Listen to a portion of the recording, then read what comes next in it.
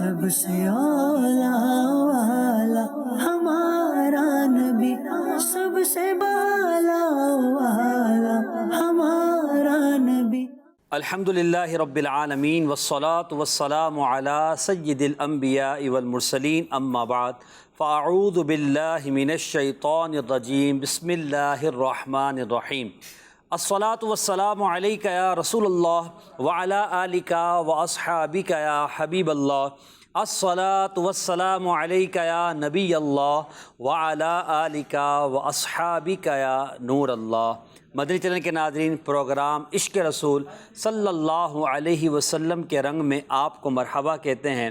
آئیے اپنے پروگرام میں درود پاک کی فضیلت کو شامل کرتے ہیں۔ نبی کریم رؤوف الرحیم صاحب خلق عظیم صلی اللہ تعالی علیہ وآلہ وسلم نے ارشاد فرمایا کہ جو شخص مجھ پر صبح و شام 10 بار درود پاک پڑھے، اسے قیامت کے دن میری شفاعت ملے گی۔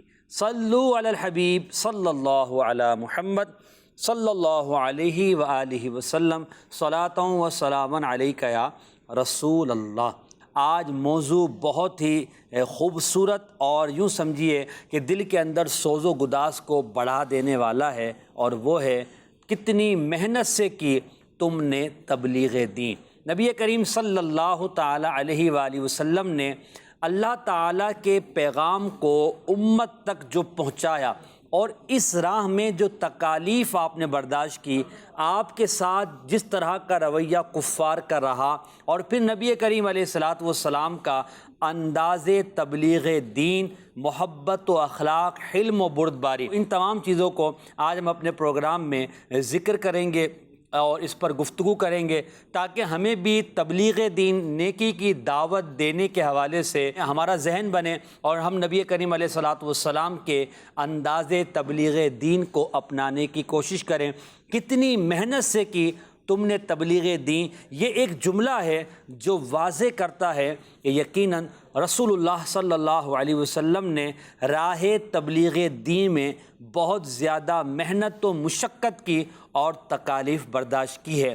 عشق رسول پروگرام کے ساتھ اس کا جو تعلق ہے، اس پر بھی عرض کرتا چلوں کہ ایک عاشق جب اپنے نبی صلی اللہ علیہ وسلم سے عشق کا اظہار کرتا ہے، محبت کا دعویٰ کرتا ہے کہ میں اپنے آقا سے پیار کرتا ہوں، اور بالکل اپنے دعوے میں ہم سچے ہیں کہ ہم نبی پاک سے پیار کرتے ہیں، تو یہ پیار اور محبت اور عشق و الفت اس بات کا تقاضا کرتا ہے کہ جس آقا سے آپ محبت کرتے ہیں وہ تبلیغ دین کرنے والے، نیکی کی دعوت دینے والے، اشاعت دین کرنے والے، برائی سے منع کرنے والے، اور اس راہ میں تکالیف برداشت کرنے والے، اور اچھے اخلاق کے ساتھ، حکمت عملی کے ساتھ، پختہ تدبیر کے ساتھ لوگوں کو اللہ کی راہ کی طرف بلانے والے ہیں۔ تو ایک عاشق کو بھی یہ چاہیے کہ وہ اپنے آقا کے انداز تبلیغ دین کو اپنا کر آقا کی پیاری امت تک نیکی کی دعوت پہنچائے، اور پیدا ہونے والے بگاڑ کو، چاہے وہ عقائد کے معاملے میں ہو، چاہے وہ اعمال کے معاملے میں ہو،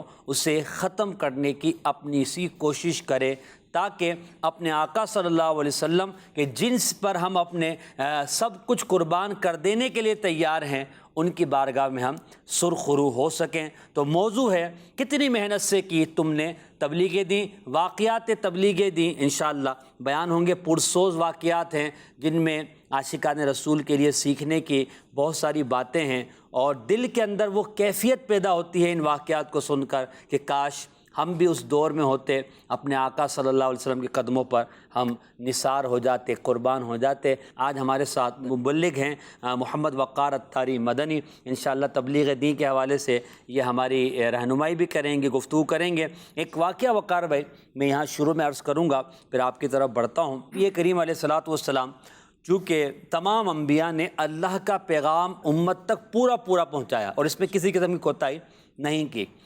آقا علیہ الصلاۃ والسلام نیکی کی دعوت جب دینے لگے اور کھل کر جب آپ نے اعلان نبوت فرمایا، تو کفار بد اتوار کی مخالفت بڑھ گئی، اور ان کی طرف سے ظلم و ستم کا سلسلہ شروع ہوا۔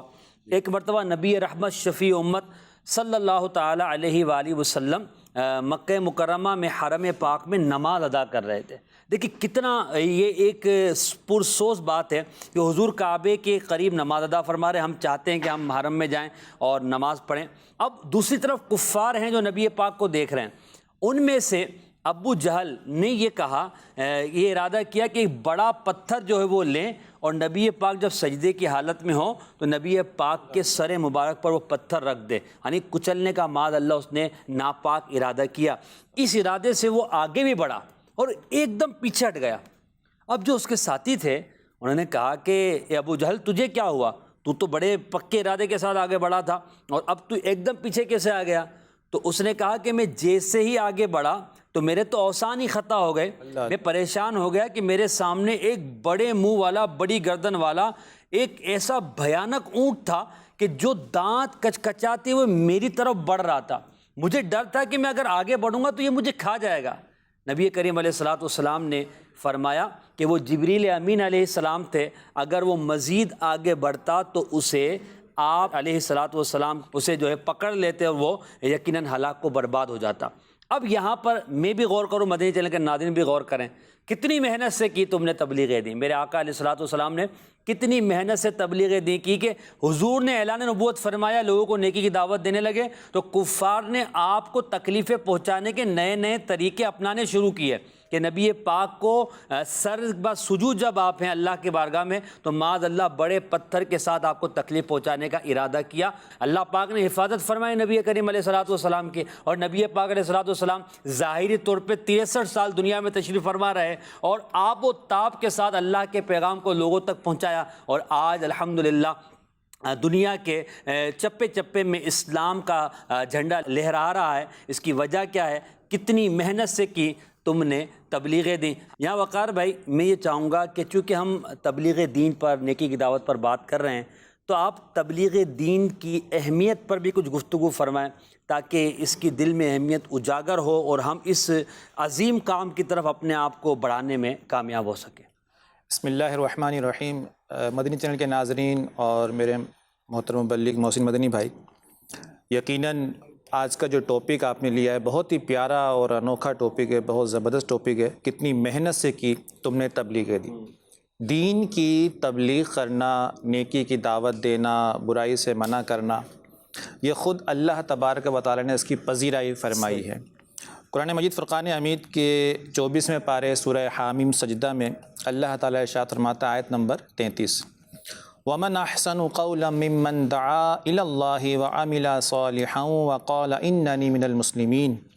ارشاد فرمایا کہ اس سے اچھی بات کس کی جو اللہ کی طرف بلائے اور نیک کام کرے اور کہے کہ میں مسلمان ہوں۔ اس آیت کے تحت صدر الافاضل علامہ مولانا سید نعیم الدین مراد آبادی رحمۃ اللہ علیہ لکھتے ہیں کہ سیدہ عائشہ رضی اللہ تعالی عنہا نے ارشاد فرمایا کہ میرے نزدیک یہ آیت مؤذنوں کے حق میں نازل ہوئی۔ اللہ اللہ۔ اب یہ جو مؤذنوں کے حق میں نازل آپ فرما رہی ہیں، کیوں فرما رہی ہیں؟ اس لیے فرما رہی ہیں کہ جو اذان ہے، جہاں یہ اللہ کا ذکر ہے وہیں پر اذان جو ہے یہ نیکی کی دعوت بھی ہے۔ اتنی بڑی نیکی کی دعوت ہے کہ بلا رہے آئیں، بلا رہے ہیں، حی علی الصلاۃ، حی علی الفلاح، آؤ نماز کی طرف، آؤ نجات کی طرف۔ اب جتنے افراد اس مؤذن کی اذان پر نماز پڑھنے کے لیے مسجد میں آ جاتے ہیں، اس کی دعوت پہ لبیک کہتے ہیں، تو سارا ثواب مؤذن کو بھی مل جاتا ہے۔ سبحان اللہ۔ دوسری تفسیر کی جو قول ہے اس کے مطابق جو کوئی کسی بھی طریقے پر اللہ کی طرف دعوت دے گا، وہ یعنی ہر نیکی کی دعوت دینے والا، دین کی تبلیغ کرنے والا، برائی سے روکنے والا، وہ اس آیت کے تحت داخل ہے۔ اللہ اللہ۔ اور گویا کہ اللہ تبارک و تعالی نے اس نیکی کی دعوت دینے والے کی، دین کی تبلیغ کرنے والے کی اللہ نے اس آیت میں پذیرائی فرمائی۔ ماشاءاللہ۔ ایک بہت پیاری روایت ہے، نبی کریم صلی اللہ علیہ وآلہ وسلم ایک مرتبہ ممبر شریف پہ جلوہ فرما ہوئے تو ایک صحابی نے عرض کی، یا رسول اللہ، لوگوں میں سب سے اچھا انسان بتائیں کون ہے؟ واہ واہ۔ اب سب یہ سے اچھا سب سے اچھا انسان، اور یعنی سب سے اچھے انسان سے پوچھا جا رہا ہے، سب سے اچھے کہ انسان آپ کے نزدیک سب سے اچھا انسان کون؟ آقا کریم صلی اللہ علیہ وسلم کے نزدیک سب سے اچھا انسان کون ہے؟ اب ظاہر ہے جس کے بارے میں آقا فرما دیں بھائی یہ صفات والا وہ سب سے اچھا انسان ہے، تو مدنی چینل کے ناظرین آپ بھی بغور سے اس کو سماعت فرمائیں اور اسے یاد کر لیں کہ جو آقا نے ہمیں تعلیم دی ہے کہ یہ صفات جس میں پائی جائیں گی وہ سب سے اچھا انسان ہے، تو ہم بھی کوشش کریں کہ وہ صفات اپنے اندر پیدا کریں۔ جب یہ سوال آپ سے ہوا تو آقا کریم صلی اللہ علیہ وسلم نے ارشاد فرمایا جو کثرت سے قرآن کریم کی تلاوت کرے وہ سب سے اچھا انسان ہے۔ آپ نے ارشاد فرمایا جو کثرت سے دین کی دعوت کو عام کرے، نیکی کی دعوت کو عام کرے، برائی سے منع کرے، وہ سب سے اچھا انسان ہے۔ آپ نے ارشاد فرمایا جو زیادہ متقی ہو وہ سب سے اچھا انسان ہے۔ آپ نے ارشاد فرمایا جو صلہ رحمی کرے یعنی رشتہ داروں کے ساتھ اچھا سلوک کرے تو فرمایا کہ وہ بھی جو ہے وہ سب سے اچھا انسان ہے۔ اب یہ 4 اوصاف اس حدیث پاک میں بیان کیے گئے، تلاوت قرآن، تبلیغ دین اور تقوی اور صلہ رحمی۔ اگر یہ 4 اوصاف ہم اپنے اندر پیدا کرنے میں کامیاب ہو جاتے ہیں تو آقا کریم صلی اللہ علیہ وسلم ارشاد فرما رہے ہیں کہ ایسا شخص جو ہے وہ سب سے اچھا انسان ہے۔ یہاں دیکھیں کتنی پیاری اور خوبصورت بات ہے کہ اللہ پاک کے فرمان میں کہ اس سے زیادہ کس کی بات اچھی، اس سے زیادہ کس کی بات اچھی جو نیکی کی طرف بلائے اور کہے کہ میں مسلمان ہوں۔ اور نبی پاک فرما رہے ہیں سب سے اچھا انسان وہ ہے جو نیکی کی دعوت دے، برائی سے منع کرے۔ تو کتنی خوبصورت بات ہے کہ ایک آدمی جب نیکی کی دعوت دینے والا، تبلیغ دین کرنے والا، لوگوں کو برائی سے بچانے والا ہوگا تو وہ اللہ پاک کے نزدیک سب سے اچھی بات کہنے والا ہوا، سبحان اللہ، اور نبی پاک کے نزدیک سب سے اچھا بندہ ہو گیا۔ تو جب وہ اللہ کے نزدیک بھی اچھا ہے اور نبی پاک کے نزدیک بھی اچھا ہے تو پھر کیا چاہیے انسان کو؟ اچھا بن جائے اور نیکی کی دعوت دینے والا بن جائے، برائی سے منع کرنے والا بن جائے۔ بالکل۔ کعب الحبار رضی اللہ عنہ یہاں تک فرماتے ہیں کہ جو شخص یہ چاہتا ہے کہ اسے جنت الفردوس حاصل ہو جائے تو آپ فرماتے ہیں اسے چاہیے کہ وہ نیکی کی دعوت کو عام کرے اور برائی سے منع کرے۔ اس طرح ایک بار موسیٰ علیہ السلام نے بارگاہ خداوندی میں عرض کی کہ یا اللہ جو کوئی اپنے بھائی کو نیکی کا حکم کرے اور برائی سے جو ہے وہ منع کرے تو مولا تیرے یہاں اس کی جزا کیا ہے؟ اللہ اللہ۔ تو اللہ تعالیٰ نے ارشاد فرمایا کہ میں اس کے ہر کلمے کے بدلے 1 سال کی عبادت کا ثواب عطا واہ واہ واہ، اور اسے جہنم کی سزا دینے مجھے حیا آتی ہے۔ سبحان اللہ، اب آپ اندازہ کریں کہ اگر کوئی درس فضان سنت دے رہا ہے، اگر کوئی مبلغ جو ہے وہ بیان کر رہا ہے، سراۃ الجنان سے تفسیر جو ہے وہ پڑھ رہا ہے، یا مدنی قافلے میں سفر جو ہے اس کا ہوا، عصر کی نماز کے بعد نکلے، نیکی کی دعوت وہ علاقے میں پیش کر رہا ہے، یا جو ہے وہ مسجد میں جمعے کا بیان ہو رہا ہے تو امام سے جمعے کا بیان کر رہے ہیں، یا مدنی چینل کے سلسلے میں جو ہوتا ہے یہ بھی نیکی کی دعوت کا ایک ذریعہ ہے، تو یا کتاب جو ہے کسی مصنف میں لکھی ہے وہ آگے امت تک اس نے آگے بڑھائی پہنچائی ہے۔ اب جو سننے والے ہیں، جو سامعین ہیں، وہ ان باتوں کو سن رہے ہیں، ایک کلمے پر اس مبلغ کے لیے، اس نیکی کی دعوت دینے والے کے لیے، دین کی تبلیغ کرنے والے کے لیے، برائی سے روکنے والے کے لیے ایک کلمے پر اللہ تبارک و تعالیٰ 1 سال کی عبادت کا ثواب عطا فرماتا ہے۔ سبحان اللہ۔ اور کئی دفعہ تو محسن بھائی ایسا ہوتا ہے مبلغ کو پتہ بھی نہیں ہوتا کہ میں نے کون سی بات بیان کری تھی، کہاں بیان کری تھی، وہ سامعین ہوتے ہیں، سن کر چلے جاتے ہیں، عمل کرنے والے بن جاتے ہیں، عمل کر رہے ہوتے ہیں اور معلوم نہیں ہوتا مبلغین کا جو نامہ اعمال ہے وہ نیکیوں سے بھرا جا رہا ہوتا ہے، ان کے عمل کی وجہ سے، ان کے عمل کی وجہ سے، جنہوں نے سن کر عمل کیا ہے۔ بالکل۔ شاہ فیصل کالونی میں جب میری رہائش تھی تو وہاں پر مجھے ایک اسلامی بھائی نے واقعہ بتایا تھا اپنا، کہ وہاں پر ایک اسلامی بھائی تھے جو وہاں کے مقامی تھے، تو وہ درس فضان سے دیا کرتے تھے۔ ماشاءاللہ۔ اچھا، یہ جو تھے اسلامی بھائی دوسرے، عابد بھائی نام تھا ان کا، تو یہ اس درس میں بیٹھا کرتے تھے۔ اس درس میں اس مبلغ نے جو درس دیا کرتے تھے ایک سنت کو بیان کیا، سبحان اللہ۔ تو وہ ان کے درس میں بیٹھے، اس سنت کو سیکھا انہوں نے، اس پہ عمل کرنا شروع کر دیا۔ تقریباً 2 سال کے بعد واہ واہ، انہوں نے مجھے بیان کیا کہ وقار بھائی کہ اس درس میں نے یہ سنت سیکھی تھی، اور وہ درس ہے اور آج کا دن ہے، جب سے میں نے یہ سنت سیکھی ہے تب سے میں اس پہ عمل کر رہا ہوں۔ اللہ اللہ۔ تو مجھے سن کے بڑی اتنی جو ہے حیرانگی بھی ہوئی اور خوشی بھی ہوئی کہ الحمدللہ مبلغین جو ہے وہ بعض اوقات ان کو معلوم بھی نہیں ہوتا کہ ان کے نامہ اعمال میں کیسا زبردست نیکی کا جو میٹر ہے وہ چالو ہو چکا ہے، لوگ ان کی باتوں پہ عمل کر رہے ہوتے ہیں اور ان کا جو اعمال ہے وہ سلسلہ ثواب کا بڑھتا ہے۔ اتنا بڑا عمل کا ثواب کا جو سلسلہ ہے یقیناً نیکی کی دعوت کی وجہ سے، تو عقل مند وہی ہے جو نیکی کی دعوت دے اور برائی سے منع کرے، کیونکہ نیکی کی دعوت دینے کے فضائل اور کمالات اتنے، اور خود نبی کریم صلی اللہ تعالی علیہ وسلم لوگوں تک نیکی کی دعوت پہنچانے والے تھے۔ عمر بھائی بھی ہمارے ساتھ ہیں، ایک آدھ شعر بھی ہمارا اسی موضوع کے متعلق آپ پڑھ دیں۔ پیارے مبلغ معمولی سی مشکل پہ گھبراتا ہے، پیارے مبلغ معمولی سی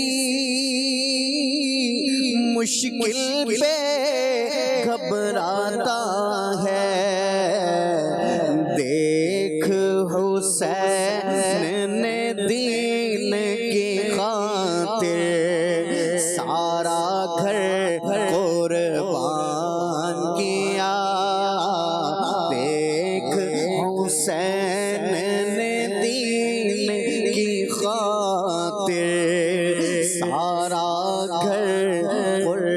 قربان کیا۔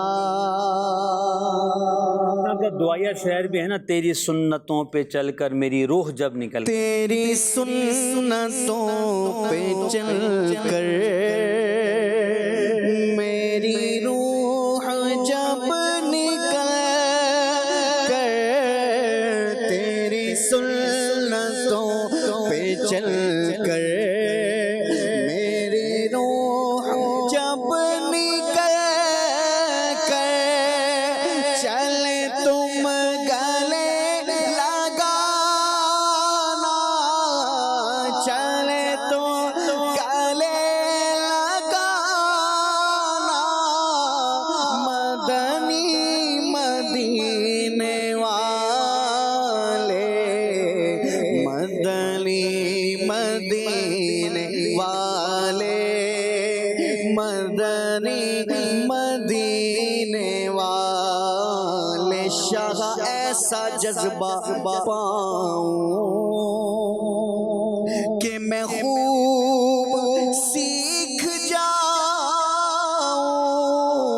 شاہ ایسا جذبہ پاؤں، شاہ ایسا جذبہ پاؤں کہ میں خوب سیکھ جاؤں، تیری سنتیں سکھانا،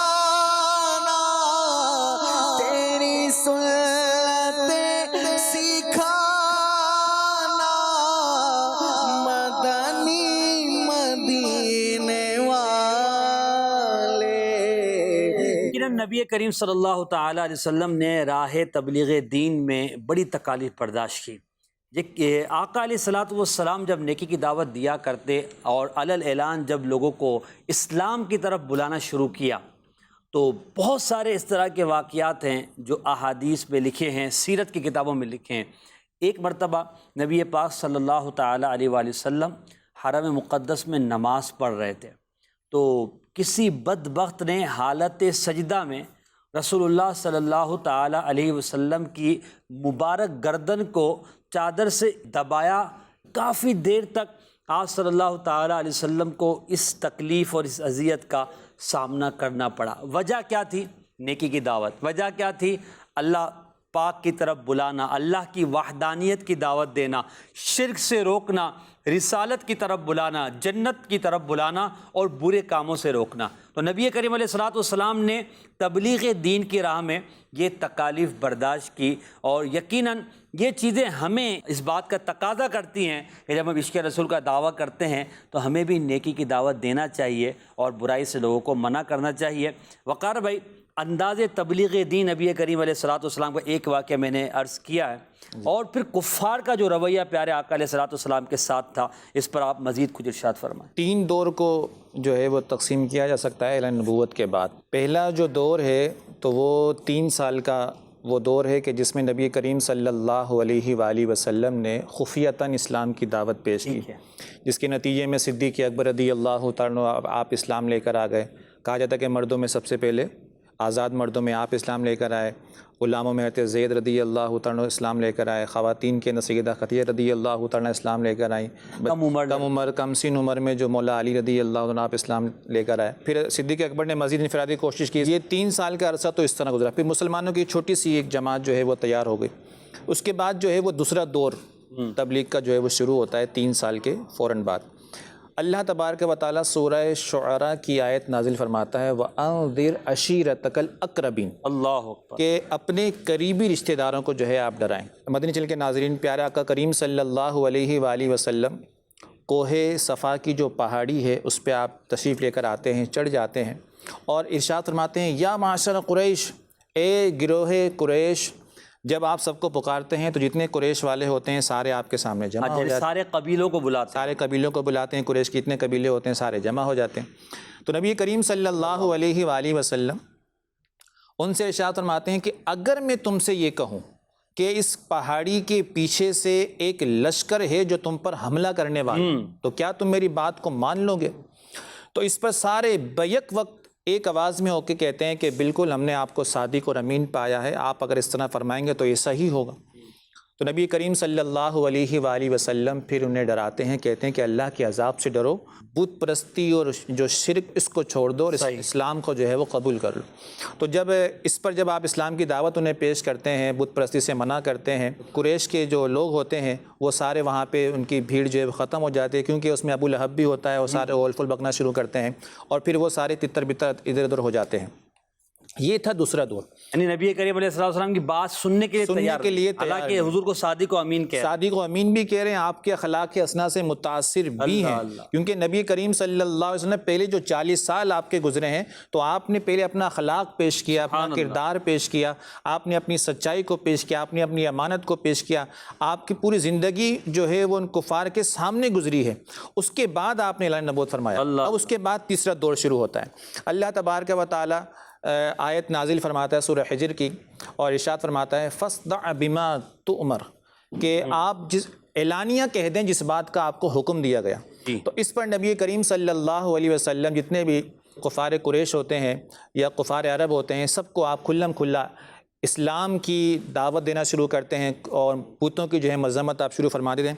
جب آپ اسلام کی علل اعلان جیسے ہی آپ دعوت کا اظہار فرماتے ہیں، اس کے بعد پھر کافروں کا جو ظلم و ستم ہے وہ آپ کے لیے اور دیگر جو آپ پر اسلام لے کر آ جاتے ہیں، ایمان لے کر آ جاتے ہیں، تو ان کے لیے شروع ہوتا ہے۔ کہا جاتا ہے کہ نبی کریم صلی اللہ علیہ وسلم پر اس طرح کے ظلم و ستم کے پہاڑ توڑے گئے کہ کبھی تو ایسا ہوتا کہ معاذ اللہ ایسا ہوتا کہ راستوں میں کانٹے بچھائے جاتے، کبھی ایسا ہوتا کہ آپ صلی اللہ علیہ وآلہ وسلم کے بدن اطہر پر پتھر برسائے جاتے، کبھی ایسا ہوتا کہ سجدے کی حالت میں پشت اطہر پر بچہ دان یعنی وہ کھال جس میں اٹھنی کا بچہ لپٹا ہوا ہوتا ہے وہ رکھ دیا جاتا۔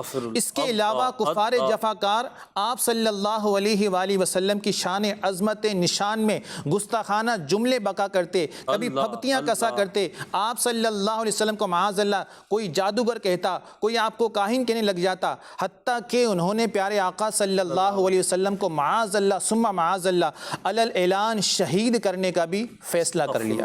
یعنی نبی کریم علیہ الصلوۃ والسلام جو نیکی کی دعوت دے رہے ہیں، برائی سے منع کر رہے ہیں، حضور کو صادق و امین مان رہے ہیں، مگر اس کے باوجود نبی پاک علیہ الصلوۃ والسلام پر بھپتیاں کس رہے ہیں، حضور کو معاذ اللہ برا بلا کہہ رہے ہیں، گالیاں دے رہے ہیں، نبی کریم علیہ الصلوۃ والسلام کے حوالے سے اس طرح کا انداز اختیار کر رہے ہیں۔ ایک شاعر نے عمر بھائی بڑی خوبصورت انداز میں، اس سوز والے انداز میں اس طرح کے واقعات کو نبی پاک کے جو ہے وہ ذکر کیا ہے۔ ہم نے سن کر رسالہ بھیانک اونٹ، اس میں اس طرح کے وہ اشعار ہیں، پیمبر دعوت اسلام دینے کو نکلتا تھا، نوید راحت و آرام دینے کو نکلتا تھا۔ انشاءاللہ ہمارے عمر بھائی وہ اشعار اگر پڑھ دیں۔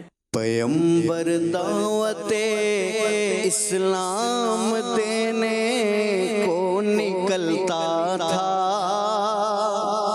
پیمبر دعوت اسلام دینے کو نکلتا تھا، نوید راحت و آرام دینے کو نکلتا تھا، نوید راحت و آرام دینے کو نکلتا تھا، نکلتے تھے قریش اس راہ میں کانٹے بچھانے کو،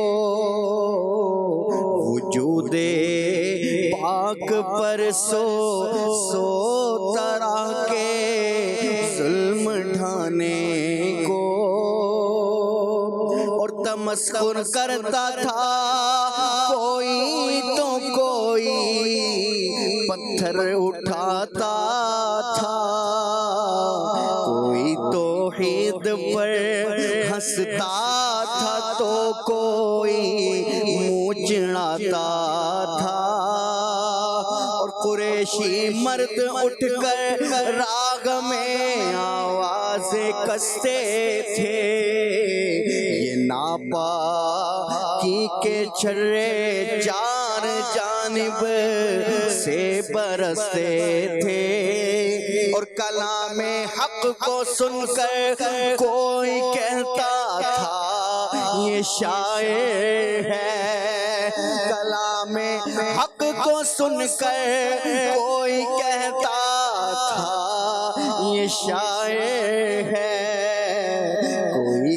کہتا تھا کاہن ہے، کوئی کہتا تھا ساحر ہے، کوئی کہتا تھا کاہن ہے، کوئی کہتا تھا ساحر ہے، مگر وہ منبع علم و حیا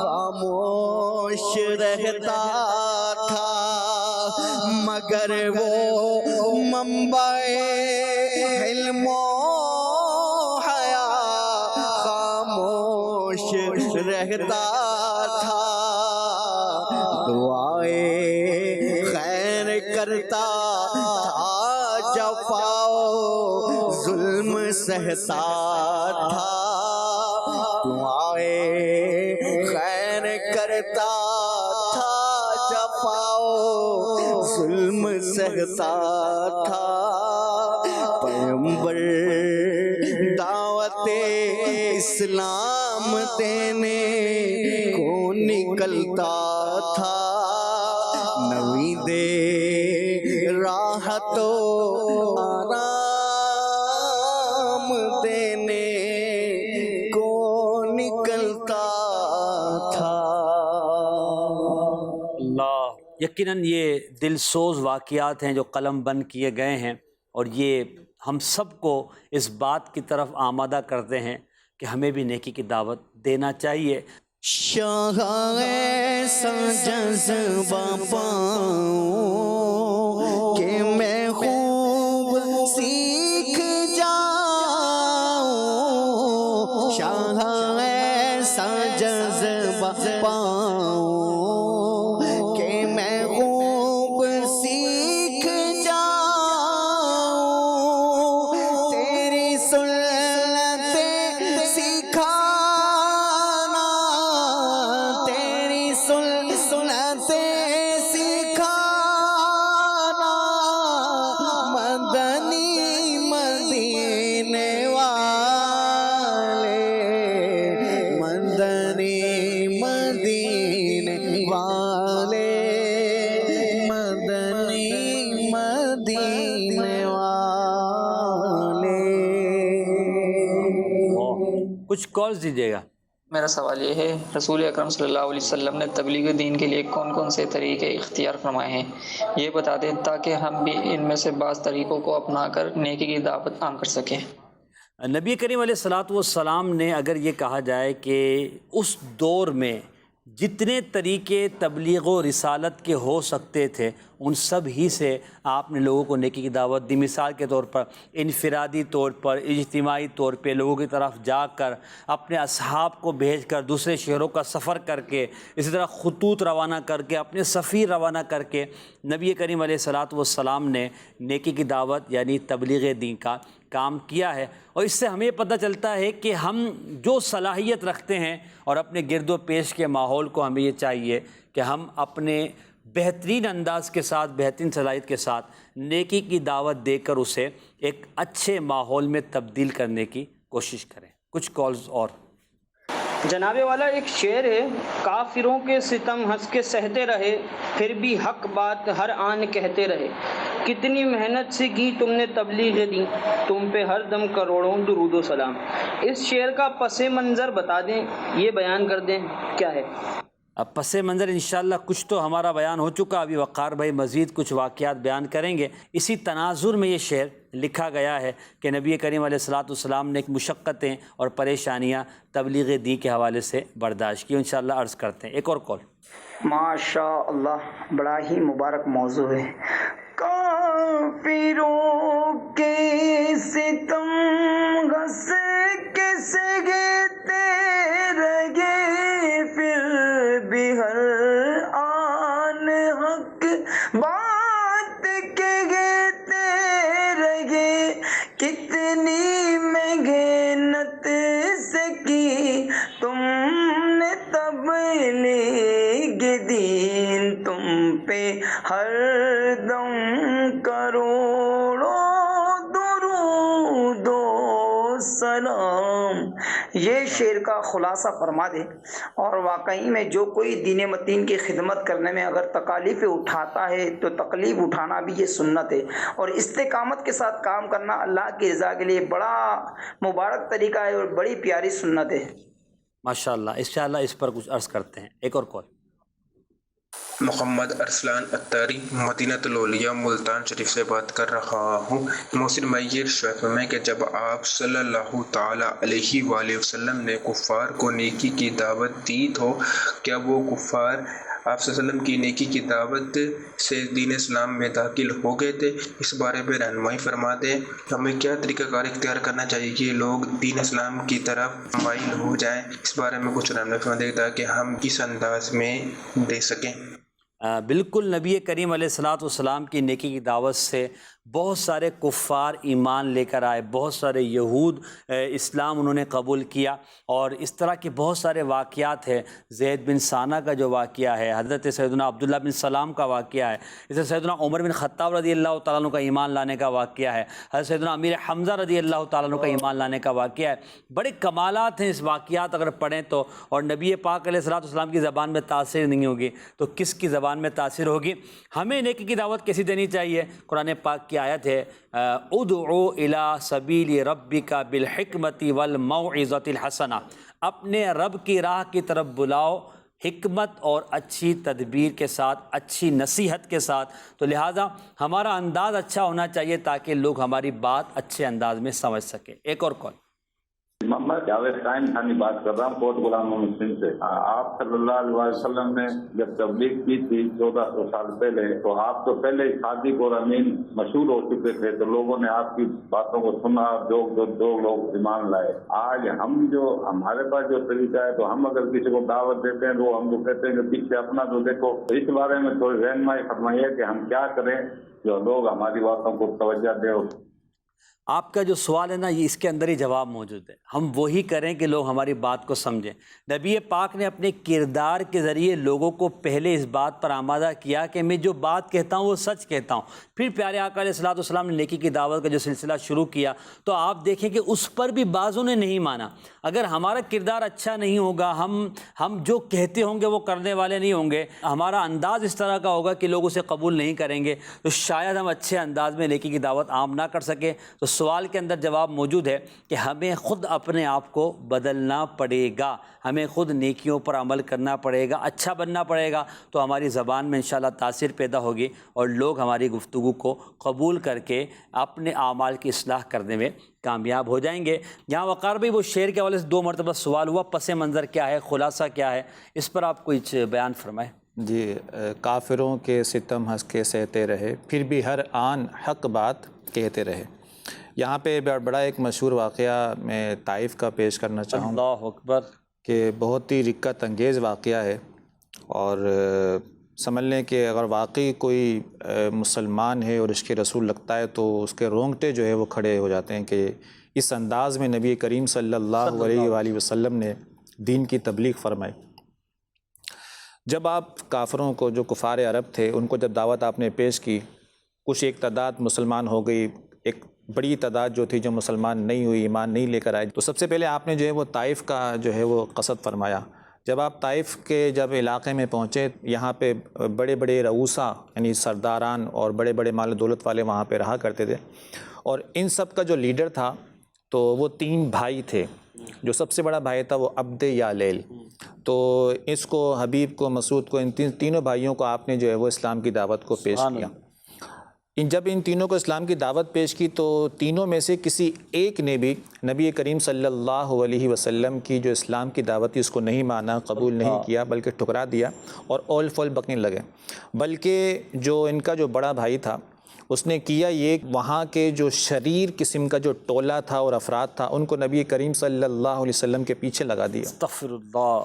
اب جب نبی کریم صلی اللہ علیہ وسلم وہاں سے جب تشریف لے جانے لگے تو وہ شریر ٹولے کا کام کیا تھا، اس نے جو ہے وہ نبی کریم صلی اللہ علیہ وسلم پر معاذ اللہ ثم معاذ اللہ پتھر برسانا شروع کر دیے۔ اتنے پتھر برسائے کہ آپ لہو لہان ہو گئے، آپ کی جو کہا جاتا ہے کہ نالین شریفین ہیں وہ خون سے بھر گئیں۔ جب آپ تکلیف کی شدت کی وجہ سے کہیں آرام کے لیے بیٹھ جاتے تو یہ کفار ناہنجار آتے، آپ کا بازو پکڑتے، آپ کا بازو پکڑ کے اٹھا دیا کرتے تھے۔ نبی کریم صلی اللہ علیہ وآلہ وسلم اس طرح آپ کا جو ہے یہ سفر چلتا۔ آپ پھر اچھا آپ کے ساتھ آپ کے غلام موجود تھے نا، زید بن حارثہ رضی اللہ تعالیٰ قربان جائیں ان کے عشق رسول پہ، کہ یہ کوشش یہ کرتے تھے کہ نبی کریم صلی اللہ علیہ وسلم پر کوئی ایک پتھر بھی آ کے نہ لگے، جتنے پتھر آتے تھے آپ اپنے جسم پر اس کو لینے کی کوشش کیا کرتے تھے۔ آپ بھی لہو لہان، آپ نبی کریم صلی اللہ علیہ وسلم بھی لہو لہان۔ یہ سلسلہ جو ہے وہ چلا یہاں تک کہ آپ بڑی مشکل سے جو ہے وہ کسی ایک جگہ جو ہے وہ باغ میں وہاں پہ پہنچے، اور پھر کہا جاتا ہے کہ ایک روایت میں یوں آتا ہے کہ آپ جبریل امین حاضر ہو گئے کہ آپ جو ہے وہ حکم دے دیں کہ اگر آپ چاہیں گے تو پہاڑ ان پہ گرا دیا جائے گا، آپ کس طرح کا حکم ارشاد فرمائیں کہ ان کو تباہ و برباد کر دیا جائے۔ لیکن نبی کریم صلی اللہ علیہ وسلم اتنی تکلیف سہنے کے باوجود بھی، ان کی طرف سے دل ٹوٹنے کے باوجود بھی آپ نے بد دعا نہیں دی، آپ نے ان کے خلاف جو ہے وہ دعا نہیں فرمائی، بلکہ جو ہے وہ آپ نے ارشاد فرمایا کہ اگر یہ ایمان نہیں لاتے تو ان کے بعد والے جو آئیں گے وہ ضرور مجھ پر ایمان لے کر آ جائیں گے۔ سبحان اللہ۔ تو اس انداز میں بھی اتنی تکالیف سہ کر بھی نبی کریم صلی اللہ علیہ وسلم نے دین اسلام کی تبلیغ فرمائی۔ آج ہمیں اسلام جو ہے بیٹھے بٹھائے گھر میں مل گیا، ہم مسلمان ابن مسلمان ہیں۔ اسلام کی قدر جو ہے وہ جس طرح ہونی چاہیے ایسی ہمارے دلوں میں موجود نہیں ہے۔ جنہوں نے سختیاں سے امام حسین رضی اللہ عنہ انہوں نے کس قدر جو ہے وہ اسلام کے لیے تکالیف کو برداشت کیا، حضرت بلال رضی اللہ عنہ انہوں نے کس قدر جو ہے وہ اسلام کے لیے تکالیف کو برداشت کیا۔ کہا جاتا ہے کہ جب آپ غلامی کی زندگی گزار رہے تھے تو اور آپ کا جو آقا تھا وہ کافر تھا، آپ اسلام لے کر آ گئے تو وہ آپ کو ایک تو کوڑے برساتا آپ کے پیٹھ پر، پھر جب اس پہ زخمی ہو جاتا ہے تپتے صحرا پہ آپ کو جو ہے وہ ننگی پیٹھ کے ساتھ لٹا دیا جاتا، بھاری پتھر اوپر رکھ دیا جاتا، اور پھر جو ہے کہا جاتا ہے کہ تو جو ہے وہ اپنے اس مذہب دین اسلام کو چھوڑ دے۔ لیکن اس وقت بھی آپ اسلام نہیں چھوڑتے تھے، بلکہ کیا فرماتے الحاد الحاد، یعنی اللہ تعالیٰ ایک ہے، اللہ تعالیٰ ایک ہے۔ آپ نے عشق رسول میں، آپ نے دین کی محبت میں، آپ نے اسلام کی محبت میں تکالیف کو سہ لیا، لیکن جو ہے وہ اسلام کو چھوڑنا، رسول اللہ کو چھوڑنا، دین کو چھوڑنا، اللہ کو چھوڑنا گوارا نہیں کیا۔ تو آج تو ہمیں تو بیٹھے بٹھائے اگر آج ہم نیکی کی دعوت کے لیے نکلیں، اگر ہم جو ہے آج دین کی دعوت کے لیے نکلتے ہیں، تبلیغ کے لیے نکلتے ہیں، تو آج ایسا نہیں ہے کہ ہم پر جو پتھر برسائے جائیں گے، آج ایسا نہیں ہے کہ جو ہے وہ ہمیں مارا پیٹا جائے گا۔ آج تو الحمدللہ لوگ بڑی محبت کے ساتھ دعوت کو سنتے ہیں، احترام بھی کرتے ہیں، اور جو ہے وہ بات مان بھی لیتے ہیں، کئی اس میں ایسے ہوتے ہیں۔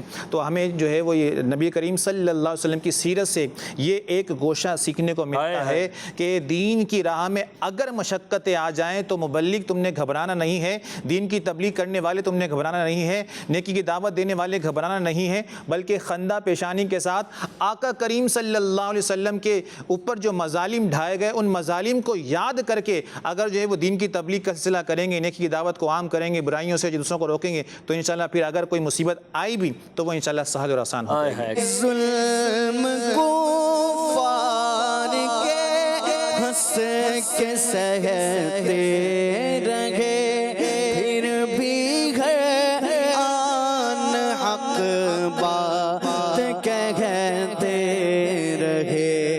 کتنی محنت سے کی تم نے تبلیغ دی، کتنی محنت سے کی تم نے تبلیغ دی، تم پہ ہے کروڑوں درود و سلام، تم پہ ہے کروڑوں درود و سلام۔ اور مدنی چینل کے ناظرین، نبی پاک علیہ الصلوۃ والسلام کی تبلیغ دین کی راہ میں تکلیفوں پر ہم بات کر رہے ہیں۔ آپ مجھے بتائیں، نبی پاک علیہ الصلوۃ والسلام کا دندان مبارک شہید ہوا کس وجہ سے؟ نیکی کی دعوت کی وجہ سے، اللہ کریم کی طرف بلانے کی وجہ سے۔ نبی پاک کا کوئی جائیداد کا معاذ اللہ جھگڑا تو تھا نہیں۔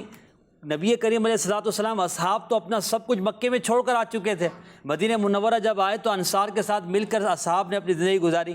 مگر یہ غزوات ہوئے اور نبی پاک علیہ الصلوۃ والسلام کو اصحاب کو تکلیف پہنچی، یہ کس لیے تھی؟ نیکی کی دعوت کی وجہ سے۔ نبی پاک علیہ الصلوۃ والسلام مدینہ منورہ ہجرت کر کے گئے، صحابہ کرام نے پہلے حبشہ کی طرف ہجرت کی، اس کے بعد مدینہ منورہ کی طرف ہجرت ہوئی۔ یہ جو ہجرت کا سارا سفر ہے، یہ تکلیف ہے، یہ تکلیف کیوں برداشت کی گئی؟ تبلیغ دین کی وجہ سے، نیکی کی دعوت کی وجہ سے، اسلام کی وجہ سے۔ جب نبی پاک علیہ الصلوۃ والسلام نے ہجرت کا ارادہ فرمایا تو ہجرت کا جو پس منظر ہے، کفار نے آپ کو شہید کرنے کا ارادہ کیا نا۔ اللہ پاک نے جبریل امین کو بھیجا کہ جبریل جاؤ اور میرے محبوب کو بتا دو کہ آج رات آپ نے ہجرت کرنی ہے، اور نبی کریم علیہ الصلوۃ والسلام کے قتل کا پورا منصوبہ بنا کر کفار کاشان اقدس کے باہر بیٹھے ہیں اور نبی کریم علیہ الصلوۃ والسلام کو معاذ اللہ شہید کرنا چاہ رہے ہیں، مگر اللہ پاک نے نبی پاک کی حفاظت فرمائی۔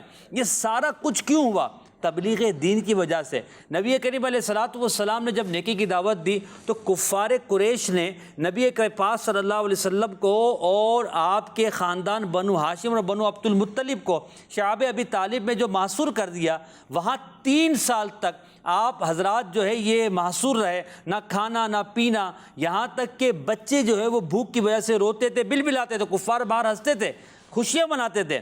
اس تمام صورتحال سے کیوں جو ہے سامنا کرنا پڑا؟ اس کی وجہ تھی نیکی کی دعوت اور اللہ پاک کی طرف بلانا، اللہ پاک کی وحدانیت کی طرف بلانا، شرک سے روکنا۔ کتنی محنت سے کی تم نے تبلیغ دین۔ تو جب نبی پاک علیہ الصلوۃ والسلام دین کی تبلیغ فرمانے والے، اور آپ کا یہ فریضہ ہے، فریضہ رسالت ہے، اور اسی کو نبی کریم علیہ الصلوۃ والسلام نے اپنی امت تک پہنچایا، اور اس امت کو نیکی کی دعوت دینے والی امت قرآن مجید نے کہا کنتم خیر امۃ اخرجت للناس تأمرون بالمعروف وتنہون عن المنکر وتؤمنون باللہ۔